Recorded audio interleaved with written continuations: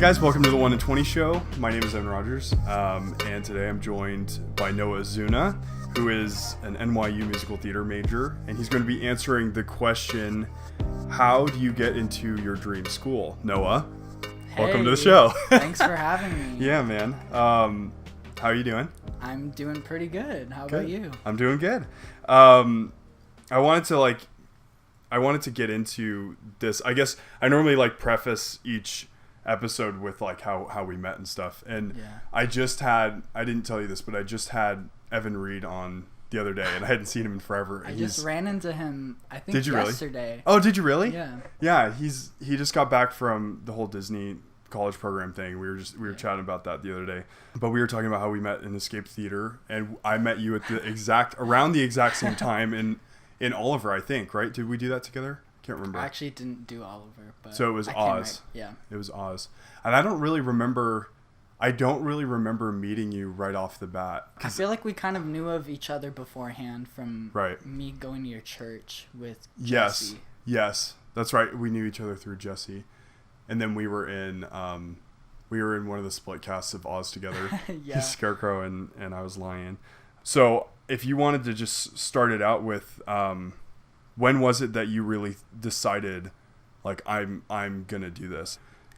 It has to be sometime in between sophomore and junior year of high school. Yeah. I think it was after the moment was after Beauty and the Beast, Mm-hmm. when I was Lumiere. Yeah. And before then I had been doing it since 5th grade, and it Mm-hmm. had only been something I had thought about doing for fun. Yeah.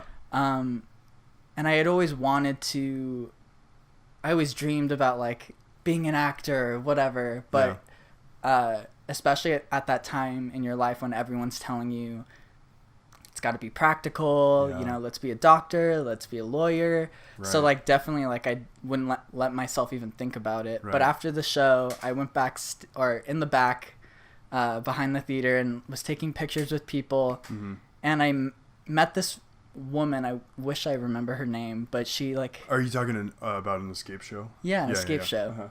Uh-huh. And I just met this woman, and she was like, "Are you gonna pursue this? I really think you should." Yeah.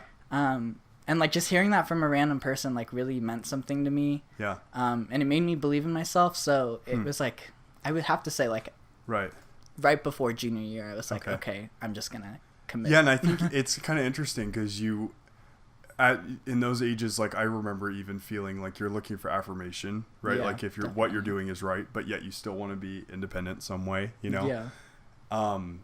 I felt like that for me too, in a lot of ways, motivated me was hearing somebody say, you can do this. Mm-hmm. You're talented. I felt like that was a lot of that program. I felt like that was Escape kind of personified. Was we had a lot of support in Definitely. those ways. Even just when you told me, even when you got there, got to NYU, and you were doing black box theater again, and Yeah. you were used to performing in front of 900 people. Yeah. And each show in a weekend, we would see 3,600 people. It's definitely crazy because in a lot of schools do have these big crazy theaters, but past community theater, Escape especially, those opportunities to perform in that theater, you don't really come by. Mm-hmm. Outside of programs like that, and being at school, most everyone doesn't even have that opportunity growing up to perform in a theater that big. So right. It's foreign. Yeah, that's kind of what I remember when we were talking. I was when you were telling me that, you had made it sound it was oh, this is so weird, that's so foreign, the people who you were doing the show with. What are you talking about? We've done that our whole lives. 900 people. Our biggest productions were we could only fit 20 people. Wow. So it's what a blessing. It's amazing to think that we were able to be a part of that. So that's kind of a good backstory to lead into my next question, which is how did you you said sophomore junior year, how did you start attacking that? What were the steps that led you into really making it I'm getting ready for auditions? What was that like? It's that like after it's like, okay, I decided that this is what I'm going to do. Mm-hmm. You like look around and there wasn't that much like sort of visible help of like, okay, like this is exactly what I should do. Yeah. And thankfully I had people who had gone through it before me. Yeah. Who reached out and helped me, like Bree Tommy. And like honestly without their help and like her and her mom especially, like I would have not had any idea what to do, because it's not really something a lot of people decide that they want to do. It's like, what you mean, musical theater? Yeah, or like acting, or like go to, like, it's not very, people don't really feel comfortable saying that it's something they want to do, I feel like. And that maybe plays into your point about how that might, you know, your parents and stuff want to make sure that you have a career, right? 100%. Like, and is that actually the right area to go into? Maybe that's why you don't really have. Yeah. And it, like what you said, it takes someone who's been involved or who did make it to where you're trying to go to help propel you there, right? Like, I'm sure that's kind of what Bree Tommy was helped you out with. 100%. Yeah. Realistically, I think that it would be really good for you to share like how hard you actually had to work. Oh yeah. And over, you know, if you really started in junior year, that's still pretty much 2 full years of prep. Yeah. Every day. How did that go? Because I know you mentioned like picking your audition material early and just drilling the heck out of it and taking voice. And but if you want to go into that. Yeah, it was definitely scary to be like 16 and being like, okay, I'm deciding this is what I want to do. But then you look around at all these other kids who are pursuing the same thing, and they've been taking like dancing, singing, acting lessons since they were like 3 years old. And like they can kick their face and like have like Shakespeare like memorized, like like just like crazy stuff. And like so that it was very intimidating. Yeah. And I knew that I didn't have much time. So like it was either, and that's saying something. I mean, I didn't have much time, and you still are prepping 2 years ahead and starting when you're 16, 17. That just kind of that for people who don't understand like how much, and you have to, right? Yeah. Especially because things like all of these things, like they just take time. Right. So yeah, I started taking acting lessons, singing lessons, like wherever and whenever I could. And when I wasn't doing it, like when I wasn't in an actual lesson, I was on like YouTube typing like, oh, like how do you, like stupid things, like how do you get vibrato? Because like I genuinely like just didn't know. And like if like the resources are out there, if you're like willing to put in the work, definitely. Yeah. But I had to, there wasn't a single day I didn't work like a song or a monologue or something. Well, and it's interesting to think that with our parents growing up, you know, they didn't have YouTube, they didn't have the internet, right? Yeah. Not easily accessible. And so it would have been even harder back then to make it into what you want. But in the same right, I feel like now it's almost just as hard, because now there are more opportunities to get in and more people wanting to pursue. Yeah. But how did stuff like YouTube and watching people that were older than you or maybe even your age help push you? Because we had a lot of really talented friends that were all kind of doing the same thing, to be honest. Well, I think particularly like the people we know, that like I like from the very first time I started theater, like they were like the older kids, and it was like you just idolize them and you look up to them. So like over time, as we like became friends with them and got to do shows with them, and it's like you get that affirmation. It's I feel like that is, it's kind of like necessary to have that, really, to like almost believe in yourself. It's like to like have people to surround yourself with that like believe in you just as much as. Well, and I'm sure that plays into I think you need a good balance, right? Because you never want to think of yourself as so talented that it becomes too much. Stuck up, or you need a balance. You need them to hold you back as well. Yeah. Right. how has having a because I know you are pretty optimistic, and I think everybody has to be that way, especially if they want to get to that next level, right? Yeah. How has optimism kind of played into your push toward getting there? Because, you know, it's a lot to endure for 2 years. Like, yeah. Am I even gonna get my shot that I want? Like, it comes down to, you know, Unifieds. It came down to, like, you actually auditioning. Yeah. So how was that? What was that experience like? It's just very, it's a lot. Yeah. To know that you could be like, get the best grades, be so prepared, so like deserving and whatever. Right. And then that proctor could just be having a bad morning and That's whatever. Crazy. So temperamental. Yeah. But when you decide that this is like the career that you want to have, like it's just like, it sucks, but they always say it's part of the business. Like, you're going to have times like where maybe you did deserve it, but it's not going to go your way. Or, and I think that's something I've learned more now that after I'm past the process, that like you see a lot of insanely talented people who like don't get in and they don't get, cause these schools are so selective. And they feel like that no is like, so like that means that they can't like continue. But, I feel like it's, I don't agree with that. Like, I feel like being past that process of it being so important to get that yes in that one moment of the audition. That also might be weakness, right? I mean, yeah. in a sense, because you have to always pick yourself up and keep going, especially in this field, you know, and I think it's just the arts in general. You have to have your down moments to be able to be like, oh, okay, now I know how to improve on that, right? Exactly. Or to keep going. You mentioned too, like having good grades. Like you had to have a lot of good grades. And I know you were in like you were always in APs, right? Always. Like all classes were AP? Wow. Everyone. And for everybody who doesn't know, like it's academic. You have to be accepted academically, and your audition is part of that. It's harder than just getting in for business, right? Anywhere else.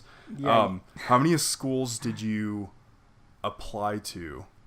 I applied to I think 14 or 15. I had thought some reason I thought it was 17, but even then, it was 14 or there. 15.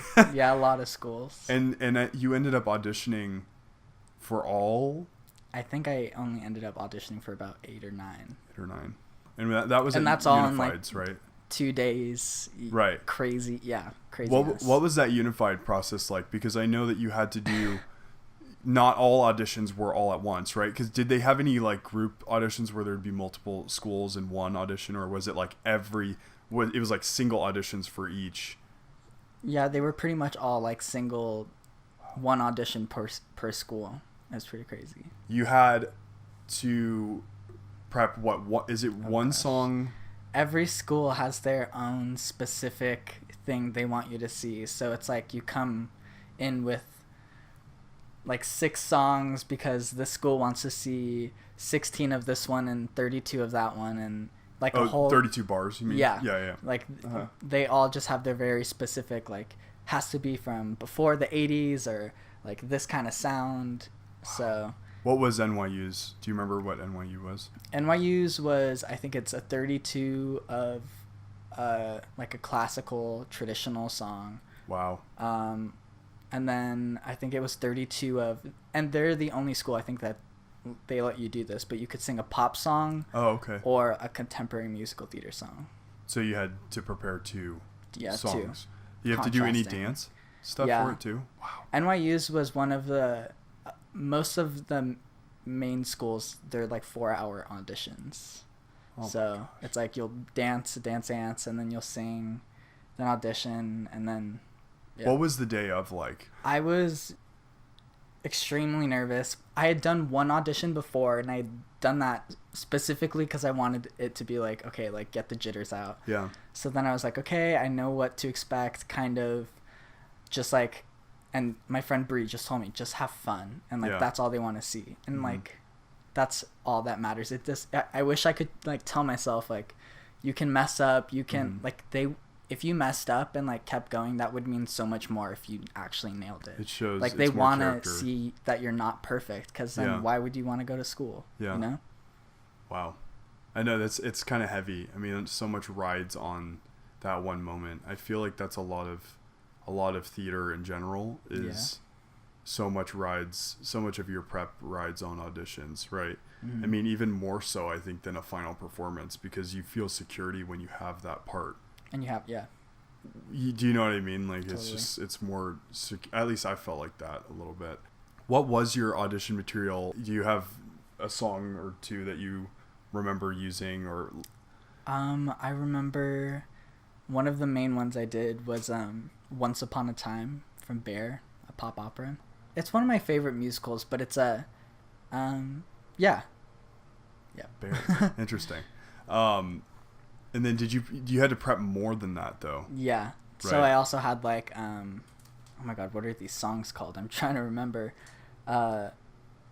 Something from Baker's Wife. Yeah, just a bunch of. That's cool though. Different songs. I'm sure they found it probably unique, your choices, because they probably had a lot of people going in and doing. And that's also stuff. A hard part, is like you have to think, oh, like I have to make sure no one else has my song, or there's so many things to think about. How many people probably went in and did what's that song from Defying Gravity? Like, how many people went in and did Defying Gravity? It's crazy because you like when you're sitting outside sometimes waiting to go in, you'll overhear people, and like you'll be amazed how many people do the songs that they tell you do not do. That might even be kind of the funny challenge about stuff, even just auditioning, because that's how they probably weed out a lot of people.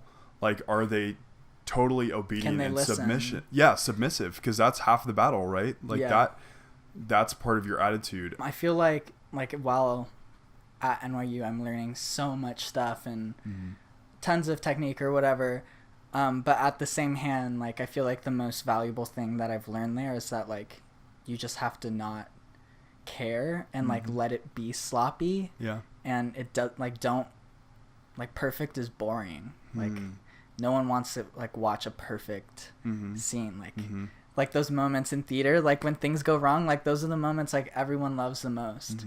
And also I feel like attitude is like such an important part of getting cast, because like they always say this at like NYU, like to try and scare us, like your reputation means everything, and if you have a bad attitude or talk about someone once, like it's gonna get around, and like they're not gonna want to work with you. So well, and quite literally, because how many kids are in the musical theater program? 50. Yeah, and how many got accepted when you were in though? Oh, 50 per class. It's still a small community of maybe 200, right? 200 students about.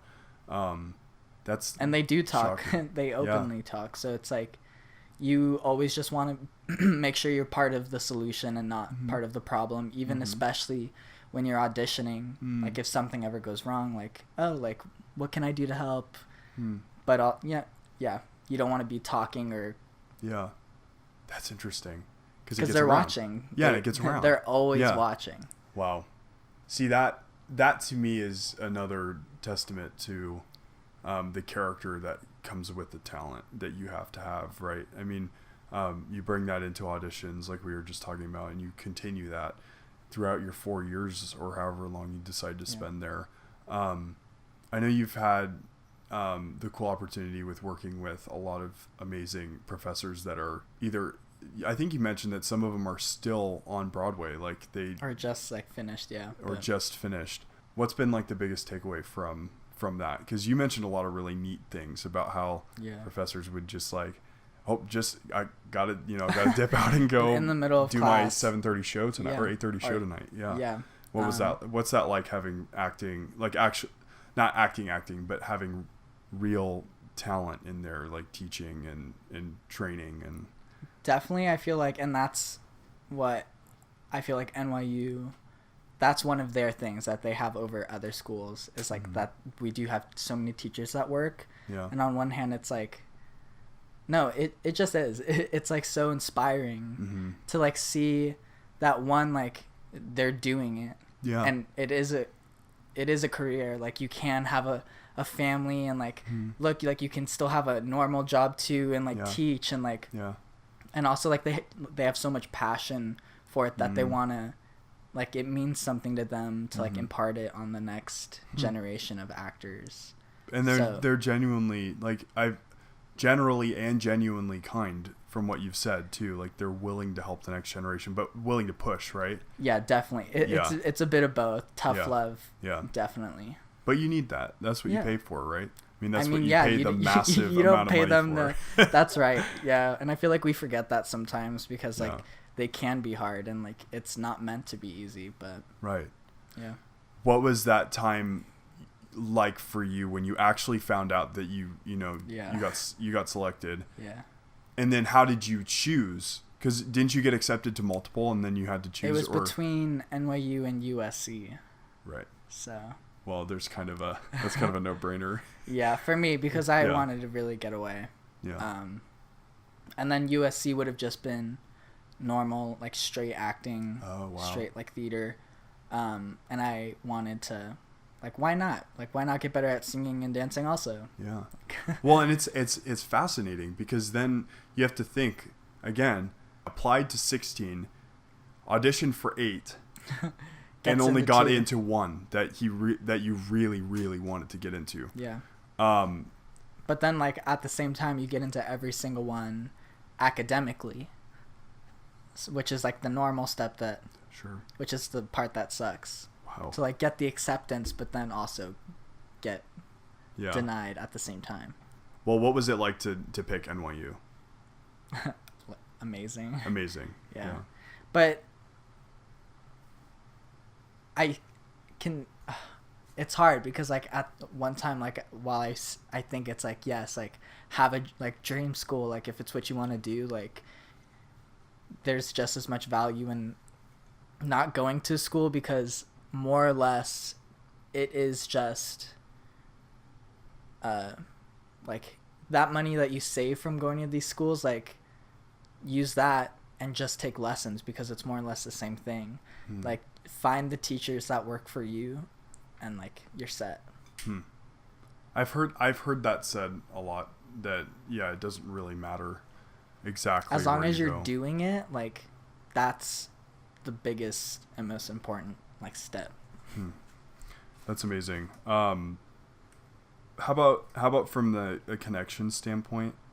How have, like, the connections, which is kind of what another thing you kind of pay for. Yeah. Which it could be good or bad. Like, I just want to hear how that's been so far because you're going into year 3 now.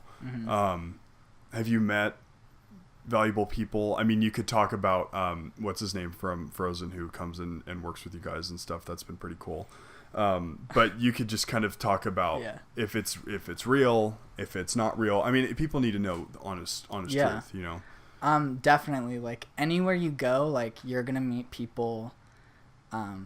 Like, any top school you could go to, like, you're gonna, even your classmates, like, they're gonna have careers of their own. And so that, and yes, at NYU, like, the teachers are, like, that's, like, kind of what you're paying for. And but at the same time, it can be tricky because if you're not maybe putting your best foot forward, then it can come to bite you in the like, at the end. You know. Do you have any, like, quick advice for people who are thinking about NYU or auditioning in general? I would say find out what, like, if auditioning advice, find out exactly what it is you need as, like, soon as possible. And the hardest part is, like, picking and just, like, sticking with it, but, like, just commit and deal with it. And like even if, like, 2 months down the road you end up hating the song, like, stick with it because, like, that time of drilling it is more valuable in the long run than, like, don't ever switch your song up right before. Yeah. Don't do like that a lot to of yourself. People do. Yeah. Because, like, there's a lot of your like, in repetition, like, you need to know it inside and out, and it has to mean something to you. All right. That's wonderful. Well, Noah, thanks for being on the show. Thanks for having me. This is actually a little bit of a shorter episode than we've done recently, but 30 minutes goes by pretty quick. When you're having fun. When you're having fun, yeah, with good friends. Thank you guys for tuning in. This has been fun. We've got some good guests coming on. Next week is Jimmy Moreno is going to be on, which is going to be fun. I'm a fan. Everybody's a fan. It's crazy. How could you not be? Sure. The work ethic. It's nuts. He's amazing. And we got a lot of other cool guests that we want to have on. So, if you guys would like to follow along with us, just follow at 1 in 20 Show on Instagram and Facebook. And if you have any ideas for people to come on, just suggest them to us through social media or text me or whatever you'd like. And thanks for watching, guys.